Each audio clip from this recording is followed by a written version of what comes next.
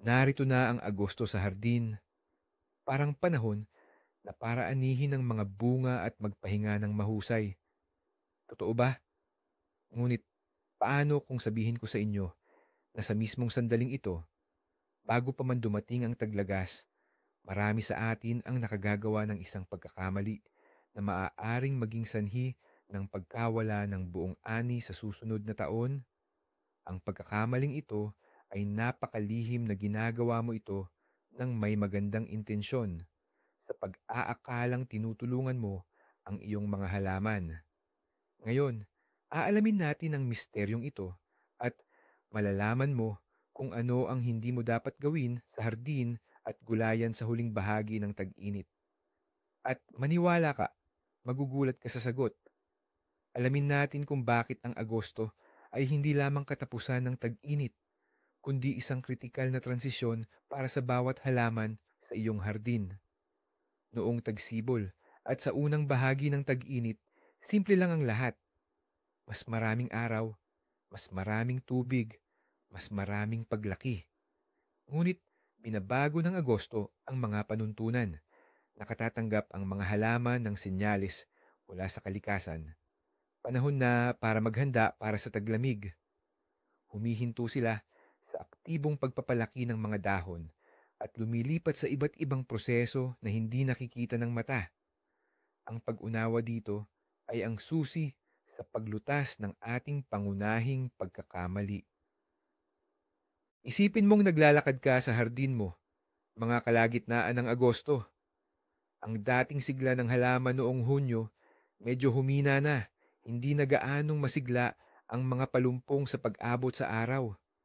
Ang matingkad na luntian na kulay na bumuhay sa hardin mo, buong tag-init, tila bahagyang kumupas na. Kung mayroon mang bagong usbong, parang atubili pa, na tila nag-aalinlangan kung itutuloy pa ang paglaki. Para bang ang lahat ng halaman sa hardin mo ay nagpapahinga.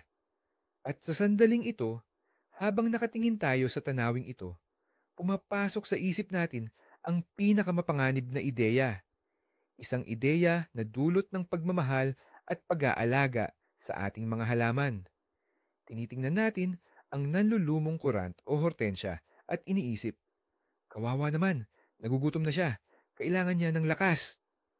Ang una nating reaksyon ay tulungan sila, suportahan, bigyan ng panibagong sigla. Iniisip natin ang natural na pagbagal na ito bilang isang problema na kailangang ayusin agad. At dito nagmumula ang pinakamalalang pagkakamali sa Agosto.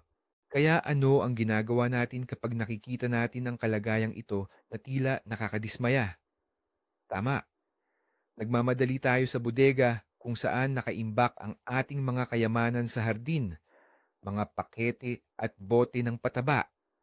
Automatikong inaabot ng kamay natin ang paborito nating solusyon na tumulong sa atin noong tagsibol at simula ng tag-init.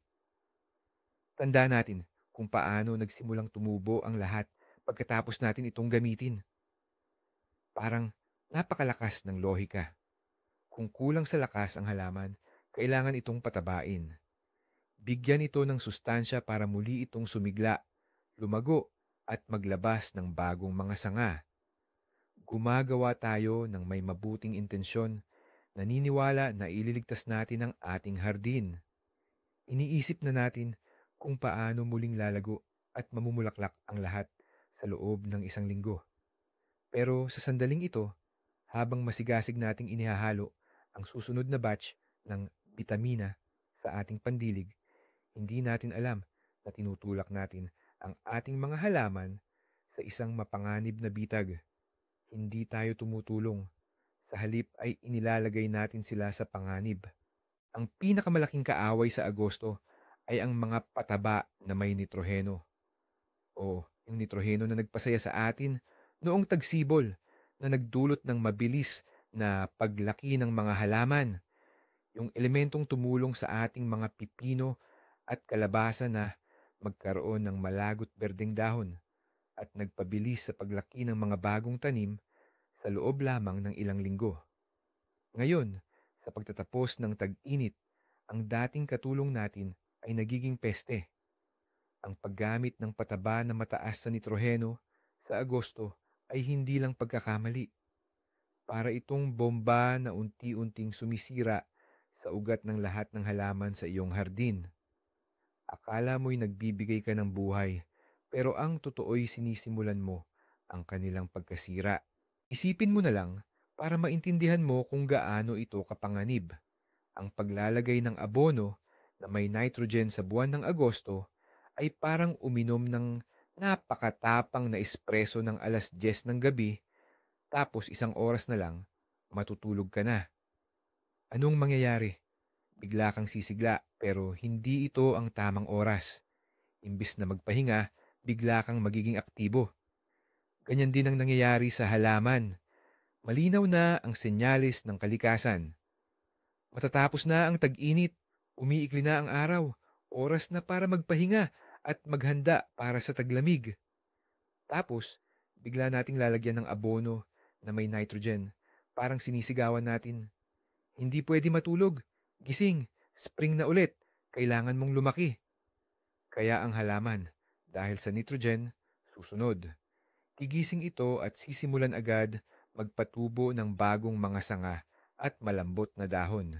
Ano nga ba ang problema sa mga bagong usbong na ito? Ang berde ay laging maganda, hindi ba? Ngunit hindi pagdating ng Agosto. Ang issue ay ang mga bagong usbong na ito ay mahina, matubig, at ganap na hindi handa para sa paparating na lamig. Wala na silang sapat na oras upang tumigas at maging matibay. Samantala, ang mga usbong ng tagsibol at tag-init ay buwan-buwang nag-ipon ng lakas. Ang kanilang kahoy ay tumigas at ang kanilang balat ay naging matibay. Naghanda sila upang harapin ang taglamig ng buong kahandaan. Ngunit ang mga marupok na usbong ng Agosto na ito, na pinataba ng nitrogen, ay parang mga sundalong isinabak sa labanan ng walang baluti. Maganda sila at berde, ngunit lubos na walang depensa. Hindi sila magkakaroon ng panahon para tumigas at makapaghanda sa nagyayalong temperatura. Isa lang silang berdeng halaman na nakatakdang malanta at mamatay.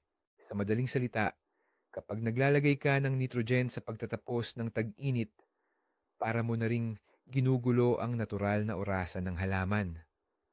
Bawat perinyal ay may sariling genetic na programa na hinubog ng libu-libong taon ng ebolusyon. Malinaw ang programang ito. Sa tagsibol at tag-init, lumago. Sa pagtatapos ng tag-init at taglagas, maghanda para sa pahinga. Mag-imbak ng asukal at palakasin ang kahoy at mga ugat. Ang iyong pataba ay isang malaking abala sa maayos na sistemang ito. Naguguluhan ng halaman.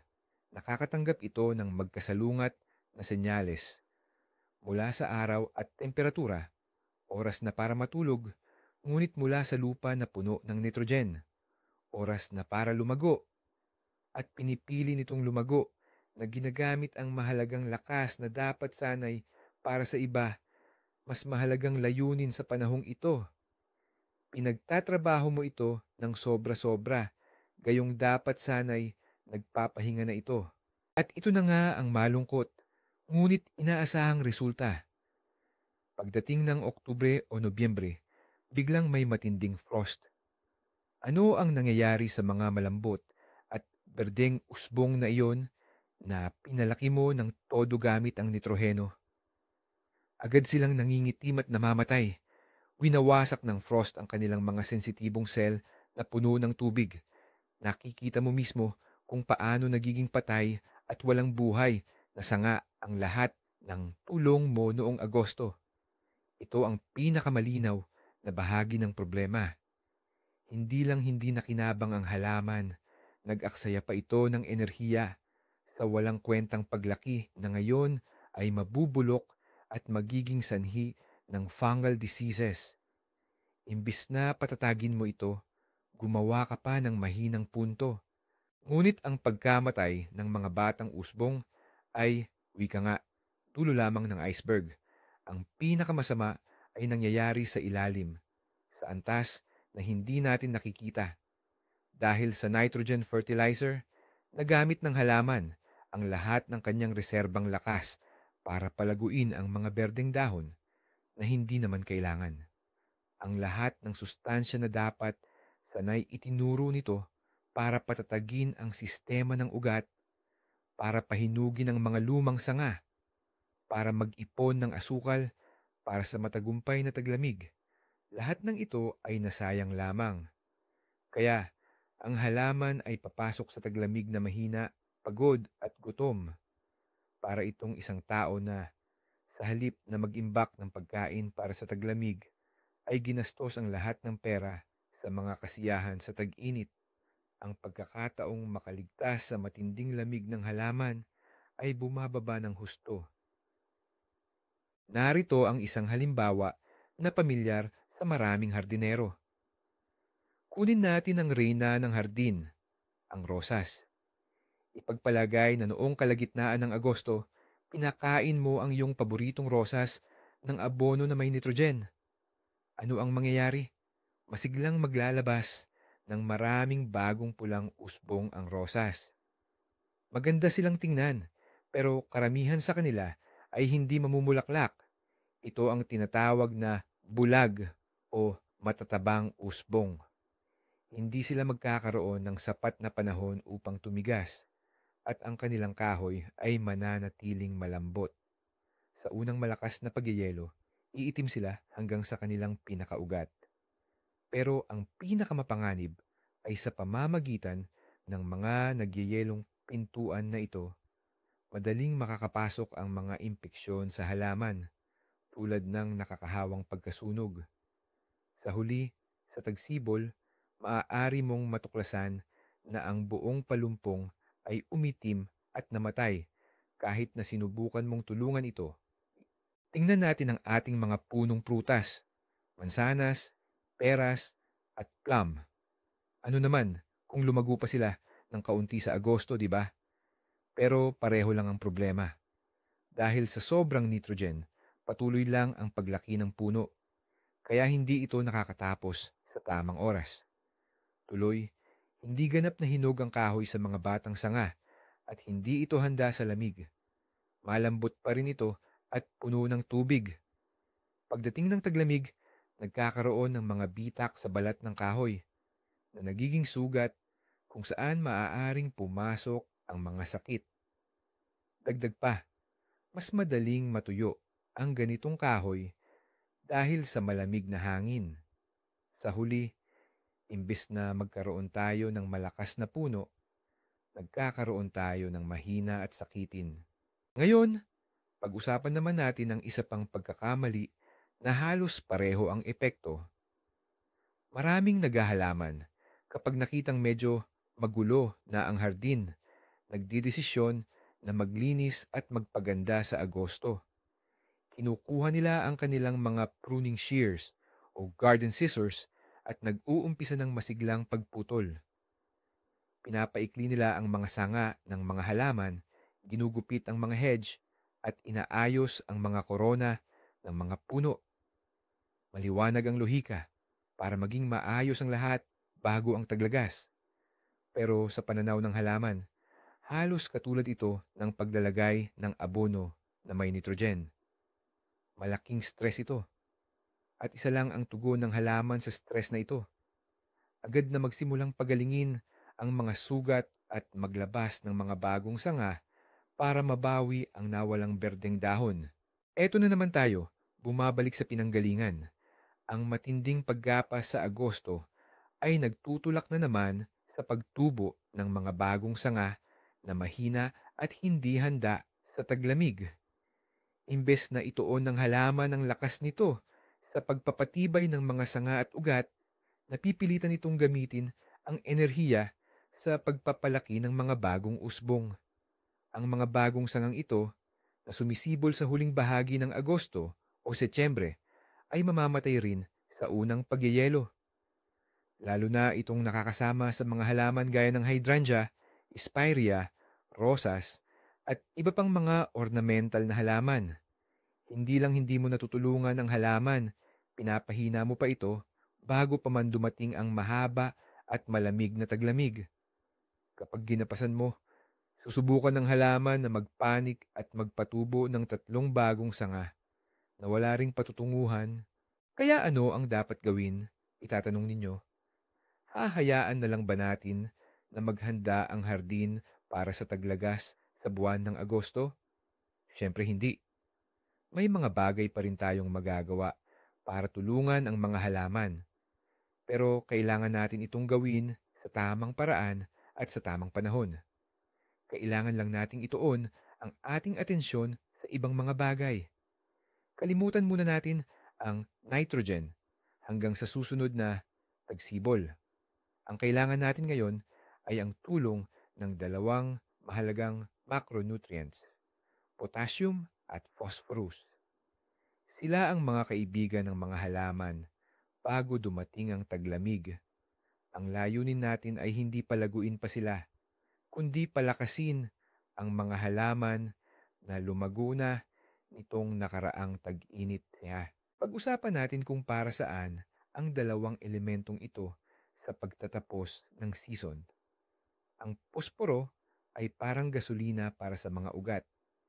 Tinutulungan nitong lumaki ang mga ugat, hindi ang mga dahon.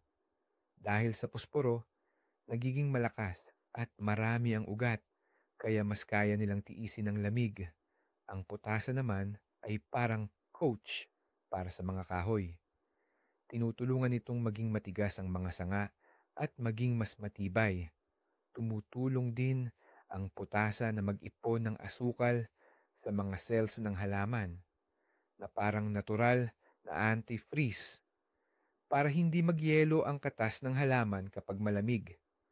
Kaya ang posporo at putasa ay magandang kombinasyon para ihanda ang hardin para sa taglamig. Kaya kung gustong-gusto mo talagang magpataba ng halaman, pumili ka ng espesyal na pataba para sa taglagas. Basahing mabuti ang komposisyon sa pakete. Pinakamaganda kung ang pataba ay walang nitrogen, N, o napakakaunti lang. Siguro hindi lalampas sa 2%. Dapat mataas naman ang phosphorus, P, at potassium, K. Pwede kang gumamit ng monopotassium phosphate, potassium sulfate, superphosphate, o kaya ay mga Gutowi, complex ni, o Senyes Messi. Hindi nito pipilitin ang halaman na lumago, kundi palalakasin ang halaman mula sa loob para mas maging matatag ito sa lamig. Isa pang mahalagang aspeto na kaakibat ng pagpapakain ay ang pagdidilig. Kung sa buong tag-init ay sinisikap nating bigyan ang mga halaman ng masaganang tubig, kailangan na nating baguhin ang taktikang iyan pagdating ng Agosto. Lalo na itong mahalaga para sa mga puno at mga pangmatagalang palumpong. Kailangan nating unti-unting bawasan ang pagdidilig. Bakit? Ang saganang tubig, tulad ng nitrogen, ay isang pampasigla sa paglaki ng halaman. Sa pagbabawas ng tubig, binibigyan natin ang halaman ng isa pang malinaw na senyales. Paparating na ang tagtuyot, oras na para ihinto ang paglaki at pagyabong. Makakatulong ito upang mas mabilis itong makapasok sa yugto ng pagpapahinga at makapaghanda ng husto para sa taglamig. Siyempre, kung may matinding tagtuyot, kailangan pa rin ng diligan ng halaman, pero hindi na kasing sagana tulad noong Hulyo. Nga pala, tungkol sa pagpupungas, naalala nyo ba, pinag-usapan natin dati na huwag nating masyadong pungasan ang mga halaman? Well, mayroon pa pala tayong dagdag na tip diyan. Huwag munang putulin o tanggalin ang mga nalantang bulaklak ng ilang klase ng halaman. Halimbawa, sa mga paniculate at parang punong hydrangea. Oo, siguro, hindi nga kaaya-aya sa paningin ng mga tuyong bulaklak na ito. Pero sa taglamig, magsisilbi silang natural na panangga. Makakatulong ito para di masyadong maapektuhan ng matinding lamig, hamog, at malakas na hangin ang mga itaas na usbong, kung saan nakabuo ang mga bulaklak para sa susunod na taon. Kaya ang pagiging pabaya mo ngayong taglagas ay magbubunga ng masaganang pamumulaklak sa susunod na tag-init. Pagdating ng tagsibol, kapag wala na ang banta ng matinding lamig, doon mo na pwedeng gawin ang sanitary at shaping pruning ng walang pag-aalala. Bukod pa rito, may isa pang madalas na pagkakamali na nagdudulot ng stress sa ating mga halaman. Marami ang nag-iisip na Agosto ang perpektong panahon para maglipat at maghati ng mga perennial. Hindi na gaanong mainit, pero maligamgam pa rin ang panahon. Gayunpaman, para sa maraming uri ng halaman, huli na ang panahong ito. Ang mga peony, phlox at hostas na inilipat sa huling bahagi ng Agosto ay maaaring hindi na makapag-ugat ng maayos sa bagong lupain bago pa man dumating ang lamig. Ang sistema ng ugat na napinsala sa paghahati ay hindi na lang basta makakabangon o makakarecover. Dahil dito, ang halaman ay papasok sa taglamig ng mahina at maaaring mamatay sa matinding lamig. Ang pinakamainam na panahon para hatiin ang karamihan ng mga perennial ay sa unang bahagi ng tagsibol o kaya'y sa dulo ng tag-init hanggang sa simula ng taglagas. Subalit, bawat halaman ay may sariling pinakaangkop na panahon, kaya mas mabuting suriin muna ito bago gawin. Ngayon, sisirain natin ang isang matagal ng alamat tungkol sa buwan ng Agosto na pinaniniwalaan ng maraming hardinero. Ang maling akala? Ang malusog na halaman ay dapat laging lumalaki at nananatiling luntian. Sa tagsibol at tag-araw, tama yan. Pero pagdating ng Agosto, kabaligtaran ang nangyayari. Sa Agosto, ang tunay na malusog at matalinong halaman ay ang humihinto sa mabilis na paglaki. Yung nagsisimula ng manilaw ang mga dahon sa ilalim bilang paghahanda sa pagkalaglag ng mga ito. At yung mga dulo ng sanga nito ay hinog na at nag-iiba na ang kulay mula berde patungong kayumanggi. Ang malusog na halaman sa Agosto ay ang matalinong naghahanda sa tamang panahon para sa karapat-dapat nitong pahinga sa taglamig, at ang ating tungkulin ay huwag itong abalahin, kundi tulungan lamang ito ng maingat at malumanay. Pero ang pinakamahalaga at nakakagulat na katotohanan ay hindi lang ilang sanga ang inyong sinisira. Sa paggawa ng nakamamatay na pagkakamaling ito, ang pagpapasigla ng paglago gamit ang nitrogen o matinding pagpuputol ng sanga sa Agosto, sinisira ninyo ang kalusugan ng ugat ng halaman at nauubos ang reserbang sustansya nito para sa buong taglamig. Dahil dito, ang halaman ay magiging dormant na mahina, may sakit at nagugutom. Sa madaling salita, para bang binubuksan ninyo ang pinto para sa mga sakit at peste sa buong susunod na taon. Ito ang dahilan kung bakit, pagdating ng tagsibol, baka makita ninyo na naitim ang paborito ninyong rosas at hindi maganda ang pamumulaklak ng puno ng mansanas. Ang ugat ng problemang ito ay naitanim na noon pang Agosto ng buong giliw ninyong desisyunan na patabain ang inyong halaman. Kaya ang pinakamahalagang aral sa paghahardin ngayong Agosto ay ang pagiging marunong huminto sa tamang oras. Baguhin ang inyong taktika mula sa aktibong pagpapasigla ng paglago tungo sa matalinong pagtulong sa paghahanda ng halaman para sa taglamig. Itago muna ang mga nitrogen fertilizer at ang inyong panggupit para sa matinding pagpuputol. Sa halip, bigyan ninyo ang inyong mga halaman ng kaunting potassium at phosphorus, bawasan ang pagdidilig, at hayaan ang kalikasan na gawin ang kanyang tungkulin. Maraming salamat sa panunood ng video na ito hanggang dulo. Kung may natutunan kayong bago at kapaki-pakinabang, mangyaring suportahan ang aming channel sa pamamagitan ng pag-like at pag-subscribe. Malaking tulong po ito upang makagawa kami ng mas marami pang bagong video para sa inyo.